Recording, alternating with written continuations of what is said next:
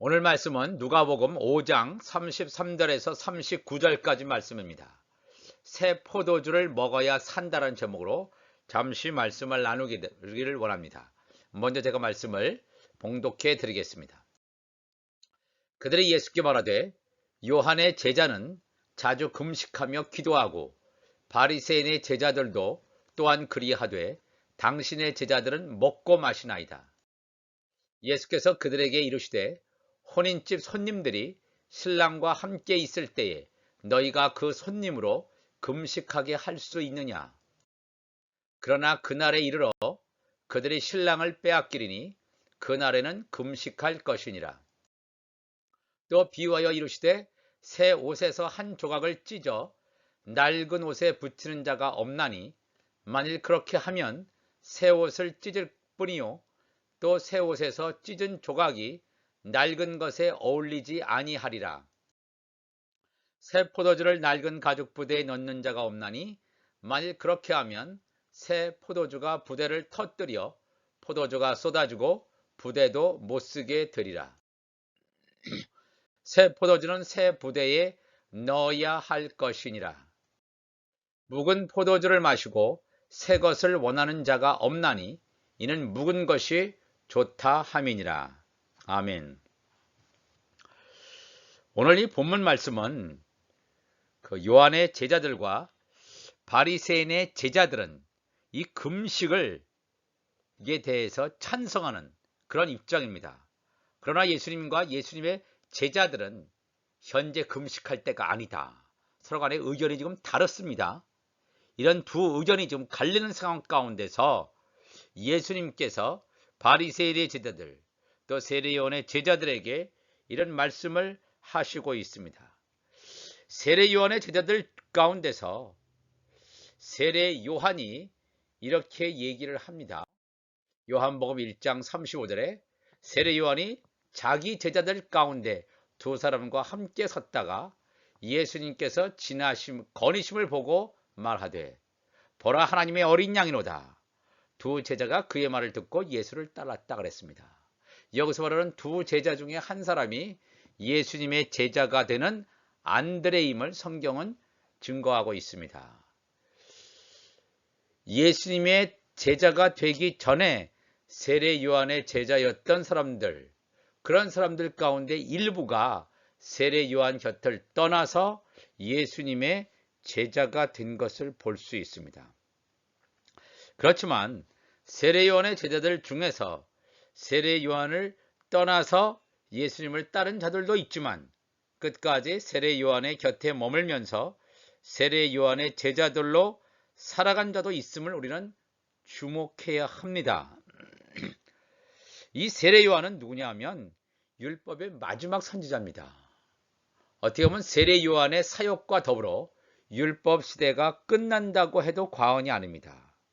그렇지만 예수님으로부터 여자가 낳은 최고의 선지자, 율법의 최고의 선지자라는 칭찬과 인정을 한 몸에 받습니다.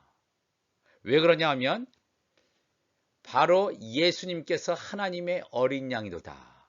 우리의 구원주고 하나님의 어린 양이라고 하는 사실을 사람들에게 예수님을 나타냈기 때문에 예수님을 증거했기 때문에 이 세례 요한은 예수님으로부터 이러한 찬사, 율법의 최고의 선지자라는 찬사를 받았습니다. 그렇지만 그는 율법 시대에 속한 자임을 알아야 됩니다. 세례 요한은 하나님의 종의 신분이라는 사실을 우리가 또한 알게 되었습니다. 그런데 이 세례 요한의 제자들과 바리새인의 제자들은 얼핏 어울릴 것 같아 보이지 않습니다. 서로 간의 의견이 다르게 보일 수 있습니다. 왜냐하면 세례 요한의 메시지가 바리새인에 대한 굉장히 비판적인 메시지였기 때문입니다. 회개하라. 회개를 철저히 강조하였고 천국이 다가오고 있음을 이 세례 요한이 전하였기 때문입니다. 그러니까 이 바리새인의 입장에서는 세례 요한의 메시지가 굉장히 언짢았을 것입니다. 자기를 치는 메시지일 수 있습니다. 그런데 현재 이 금식의 문제에 대해서, 금식과 기도의 문제에 대해서 세례 요한의 제자들과 바리새인의 제자들이 같은 통속, 같은 편임을 여기서 말하고 있습니다. 그렇다면 왜 이 세례 요한의 제자들과 바리새인의 제자들이 한편이 되었는가? 공통점은 무엇인가? 다 율법의 시대에 머물러 있다는 이 한계성을 가지고 있다는 것입니다.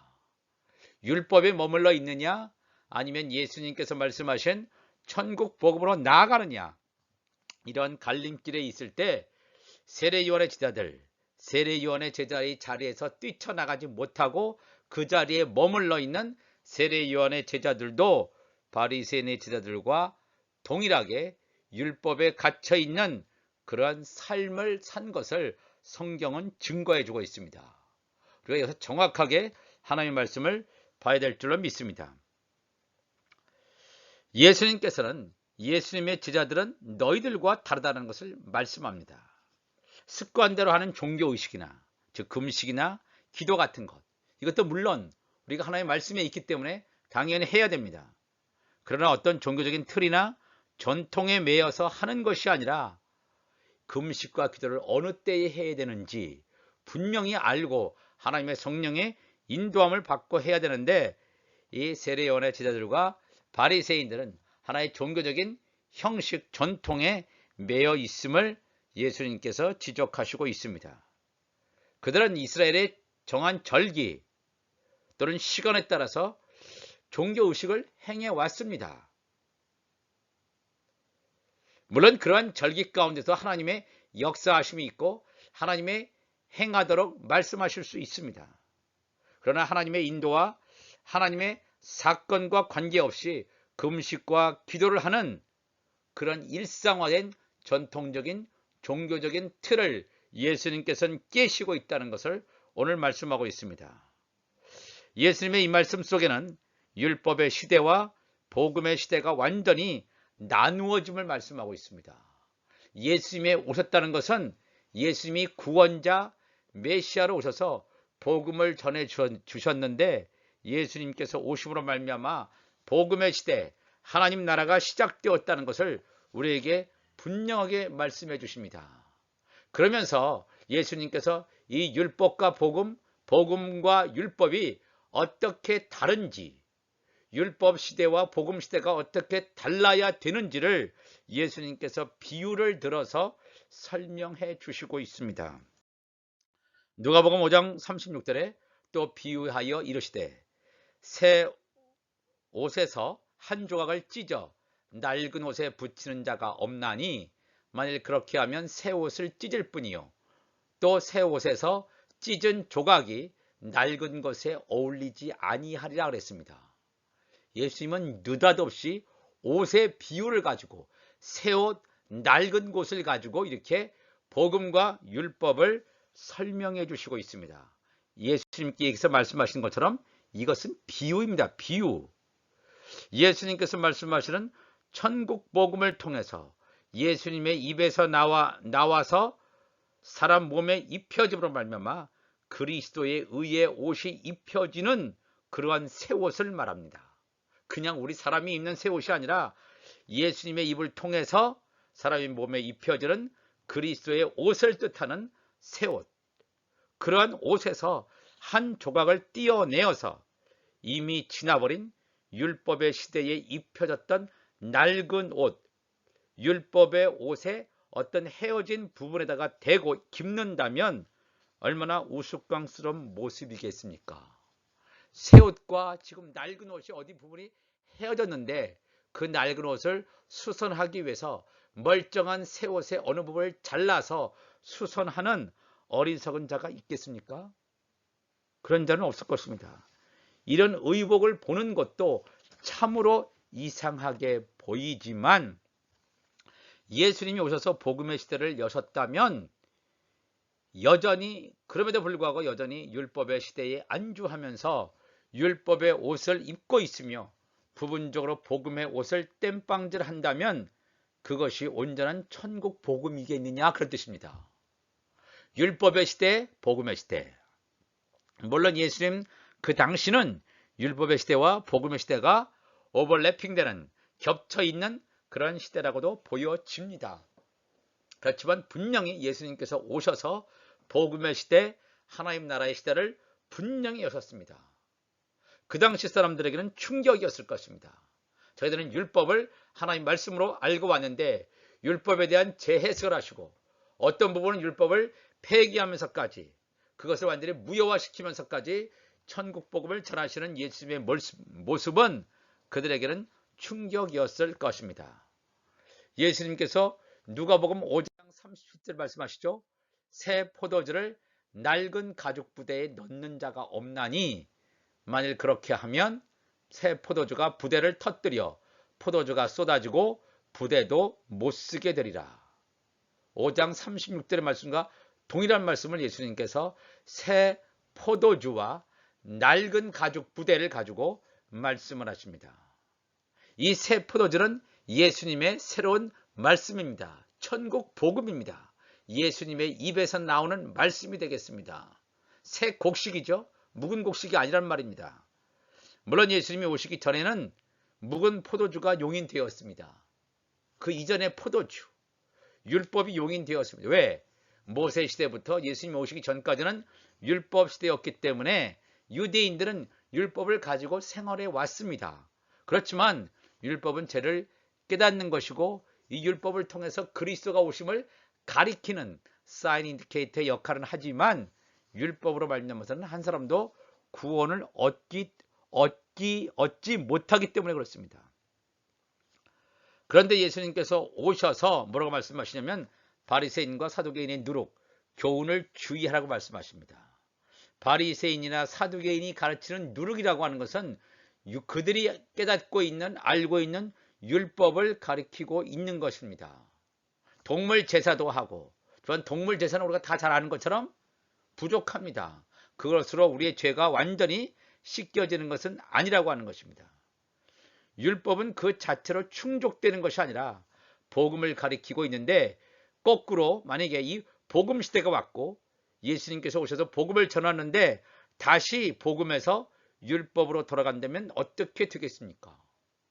이건 말도 안 되는 거죠. 지금 율법 시대에서 복음 시대로 넘어왔고 율법에서 이 복음을 완성하는 율법 시대에서 율법을 완성하는 이 복음으로 나가야 되는데 거꾸로 이 복음에서 율법으로 간다면 어떻게 이것이 가능한 일이겠습니까? 그런데 이러한 신학적 경향이 있습니다. 참으로 심히 안타깝고 우려하지 않을 수가 없습니다. 이스라엘 백성들이 그 지긋지긋하던 애굽의 종살이에서 이제야 벗어나서 광야 생활을 하고 있는데 다시 애굽으로 돌아가려고 하는 그들의 모습과 무엇이 다르겠습니까? 애굽의 종살이 세상살이에서 벗어나서 광야에 왔습니다. 광야에 와서 그들에게는 하나님 말씀 율법이 주어졌습니다. 그런데 그것을 참지 못하고 다시 애굽으로 돌아가려고 하는 그들의 마음 우리가 알지 않습니까? 그러나 그것이 하나님 편에서 옳은 일입니까? 옳지 않지요. 여호수아도 여호수아 5장 12절에서 이런 말씀이 있습니다. 또 그 땅의 소산을 먹은 다음 날에 만나가 그쳤으니 이스라엘 사람들이 다시는 만나를 얻지 못하였고 그 해에 가나안 땅의 소출을 먹었더라. 이 말씀은 뭐냐면 율법의 사람 모세의 인도하에서 광야에서 40년간 그들은 하늘에서 내려주신 육의 양식인 만나를 먹었습니다. 광야에서는 육의 양식인 만나를 먹어야 됩니다. 이것은 율법을 상징하는 것이기도 합니다. 그때는 그것이 하나님의 뜻이었습니다. 그런데 약속의 땅 가나안에 들어와서는 육의 양식인 만나가 끊어진다고 성경은 말하고 있습니다. 하나님께서 육의 양식인 만나를 끊어버립니다. 이것이 중요한 포인트입니다. 가나안에서는 어떤 것을 먹냐?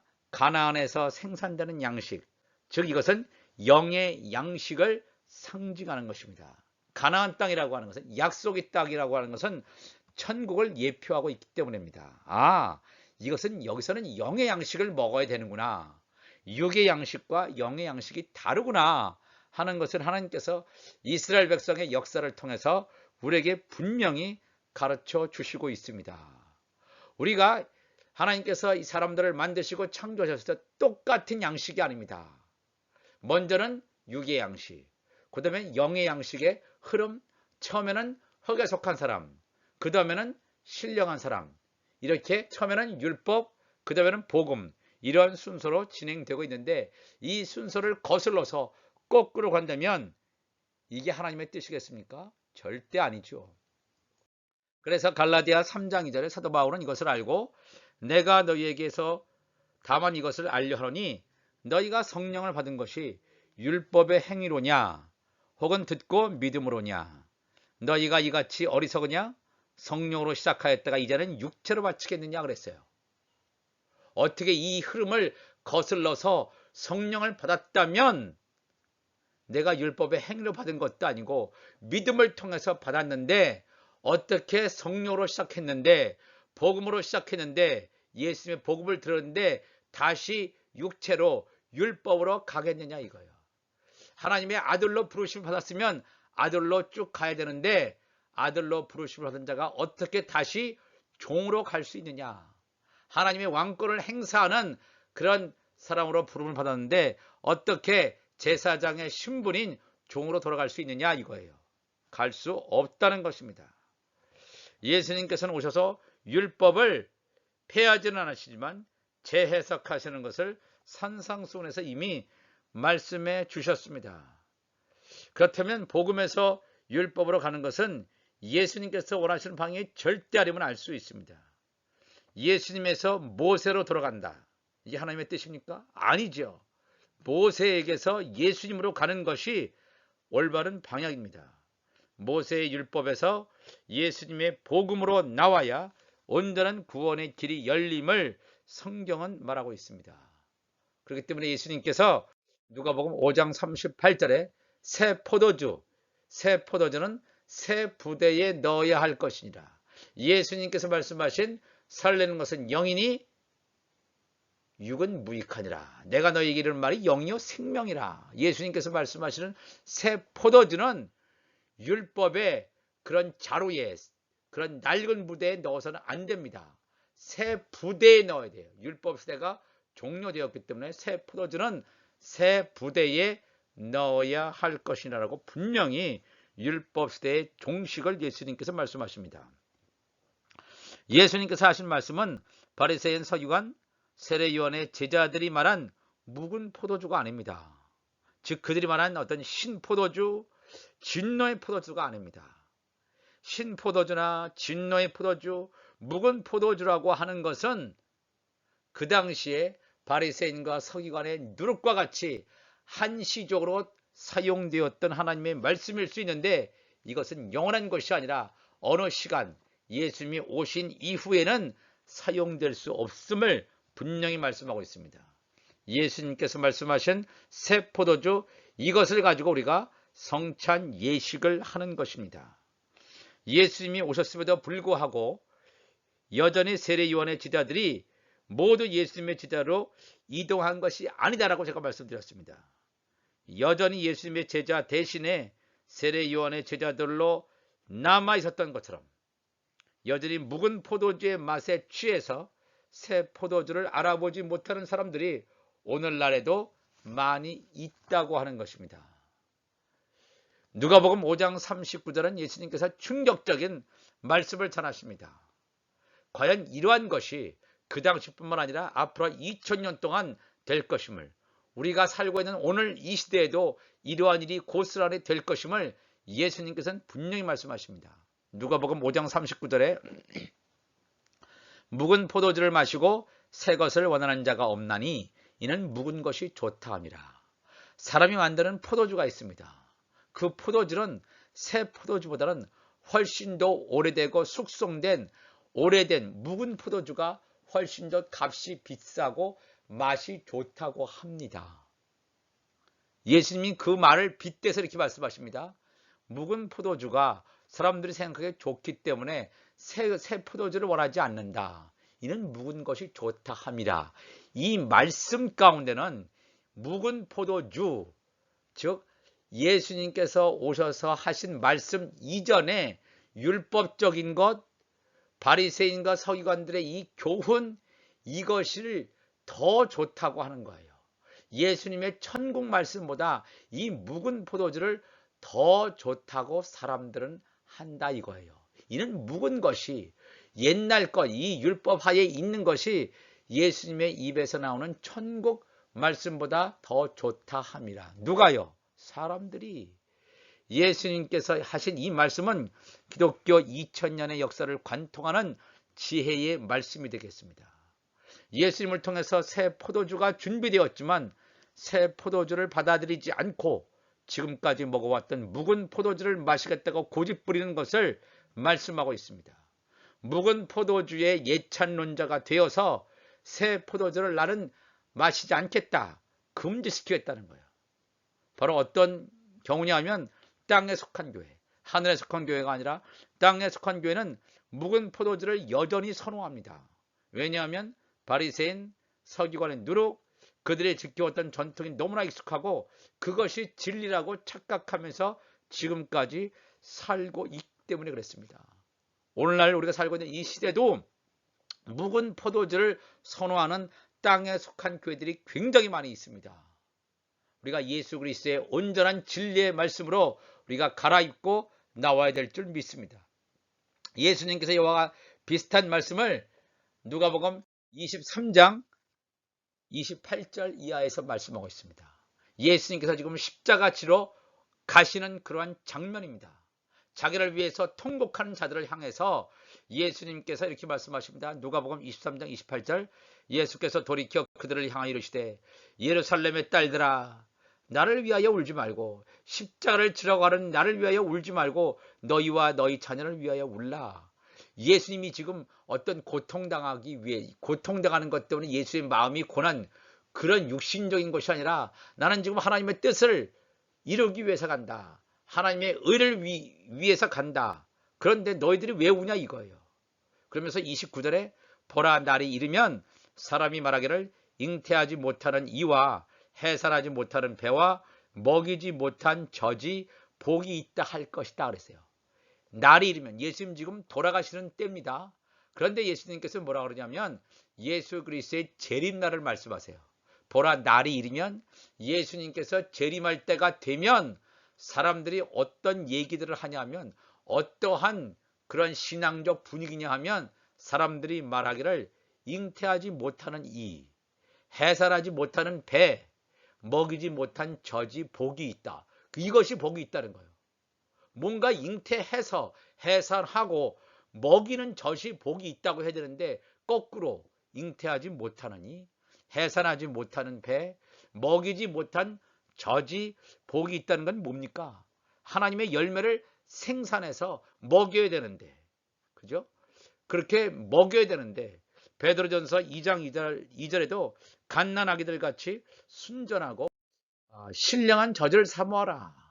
이는 그로 말미암아 너희로 구원에 이르도록 자라게 함이리라. 신령한 젖을 사모해서 그 하나님의 말씀 천국 복음을 사모하고 그것을 먹고 구원에 이르도록 자라게 해야 되는데 먹이지 못하는 젖이에요.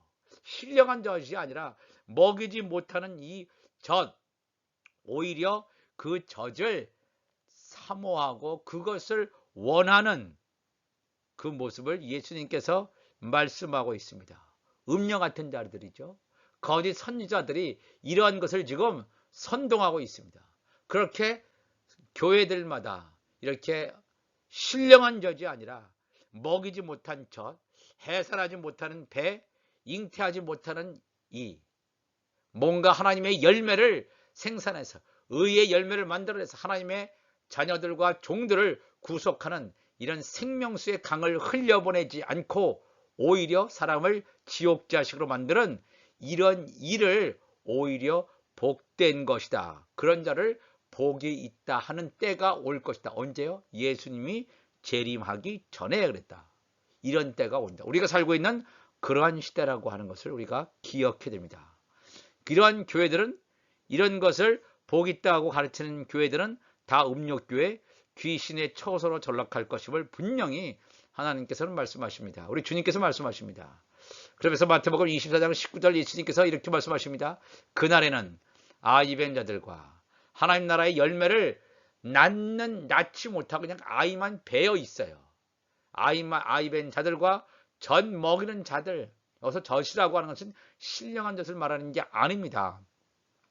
뭔가 천국의 메시지, 하나님 나라의 메시지를 먹여야 되는데, 딱딱한 음식을 먹여야 되는데, 장성할 수 있도록 딱딱한 음식을 먹여야 되는데, 젖만 먹이는 자들에게 화가 있을 것이다. 멸망당할 것임을 예수님께서 분명하게 예고하고 있습니다. 우리가 분명하게 알아야 됩니다. 율법의 시대와 복음의 시대는 완전히 다름을 말하고 있습니다. 이것을 알고 있는 모세는 레위기 26장 10절에 너희는 오래 두었던 묵은 곡식을 먹다가, 이게 묵은 곡식이 뭡니까? 묵은 포도주지요. 묵은 곡식을 먹다가, 묵은 곡식을 언제요? 모세 시대부터 예수님 오실 전까지 묵은 곡식을 먹다가 새 곡식으로 말미암아 묵은 곡식을 치우게 될 것이며, 묵은 곡식을 치우게 되는 것이 우리가 살고 있는 이때입니다. 예수님이 오셔서 말씀을 전해주셨지만 이 말씀을 우리가 제대로 깨닫지 못한 경우도 많이 있습니다. 이 묵은 곡식을 치우고 우리가 온전하게 우리 주님의 말씀으로 나가야 될 줄로 믿습니다. 사도 바울은 이것을 깨닫고 고린도전서 13장 9절에 우리는 부분적으로 알고 부분적으로 예언하니 온전한 것이 올 때는 부분적으로 하던 것이 패하리라. 여기서 나는 부분적이라는 건 뭡니까? 율법 하에 있는 자로서 율법에 매여 있고 죄와 사망에 매여 있던 자가 복음을 깨닫고 천국 복음을 깨닫고 예수님께서 보내주신 성령이 우리 가운데 거할 때에 이 부분적인 것이 없어지고 온전한 것이 되는, 믿음의 장성한 분량이 되는, 그래서 사도 바울이 내가 어렸을 때에는 예수님 만나기 전에 성령 세례 받기 전에는 어렸을 때는 말하는 것이 어린아이와 같고 깨닫는 것이 어린아이와 같고 생각하는 것이 어린아이와 같다가 장성한 사람이 되어서 성령 세례 받고 하나님 나라의 말씀으로 채워지는 장성한 사람이 되어서는 어린아이의 일을 버렸다고 분명히 사도 바울은 말하고 있습니다. 우리가 이 말씀을 기억해야 됩니다. 우리가 묵은 포도주를 먹으면서 거기서 안주하는 자가 아니라 낡고 허름한 옷에 안주하는 자가 아니라 새 옷, 예수님께서 말씀하신 그리스도의 의의 옷을 입도록 날마다 하나님의 말씀으로 채워지는 여러분과 제가 되시기를 바랍니다. 왜냐하면 요한계시록 10장 10절에도 분명히 말씀이 기록되어 있습니다. 내가 천사의 손에서, 이 사도 요한이죠, 작은 두루마리를 갖다 먹어버리니 내 입에는 꿀같이 타나 먹은 후에 내 배에서는 쓰게 되리라. 작은 두루마리, 이 작은 두루마리가 이 영원한 복음이 되겠습니다. 이 마지막 때에 전해질 놀라운 하나님의 그런 새 포도주가 되겠습니다. 그가 내게 말하기를 내가 많은 백성과 나라와 방언과 임금에게 다시 예언하여야 하리라 하더라. 다시 예언할 것을 하나님께서는 분명히, 이 주님께서 분명히 사도 요한에게 말씀하고 있습니다. 우리가 이 하나님의 말씀을 더 깨닫고 이 하나님의 말씀이 열리는 이때에 살아갑니다. 하나님의 도와주셔서 다니엘서에 하나님의 말씀이 지금 봉함하라 했던 그 시대가 지금 이제 거의 막을 고하고 이 하나님의 말씀이 열려지는 이 시대에 이 하나님의 말씀을 깨닫고 다시 예언하는 하나님의 자녀들이 되는 놀라운 축복의 길을 가는 여러분과 제가 되시기를 바랍니다. 다 같이 기도하시겠습니다. 하나님 아버지 감사합니다. 오늘도 우리가 하나님 앞에 나왔습니다. 우리는 아직도 묵은 포도주 만족합니까? 묵은 것이 좋다 하더라. 묵은 것이 좋은 그런 나의 과거의 전통과 그런 종교적인 습성의 종교인으로서의 신앙적인 삶이 아니라 오늘의 내가 예수 안에서 날마다 새로워지고 하나님의 말씀으로 채워져가는 놀라운 하나님의 자녀로서의 삶을 살아갈 수 있도록 성령께서 인도하여 주옵소서. 하나님의 성령께서 인도하시지 않으면 우리가 이 삶을 살아갈 수 없사오니 성령이여 인도하여 주셔서 우리가 성령으로 시작했다가 육체로 망하는 어리석은 자 되지 않게 도와주시고 육체로 땅의 형태로 살아가다가 하나님의 말씀을 듣고 하나님의 자녀로 세워주고 오늘의 성령 충만해서 이 마지막 끝까지 살아낼 수 있도록 인도하여 주옵소서. 우리 주님 감사하며 예수님의 이름으로 기도합나이다. 아멘.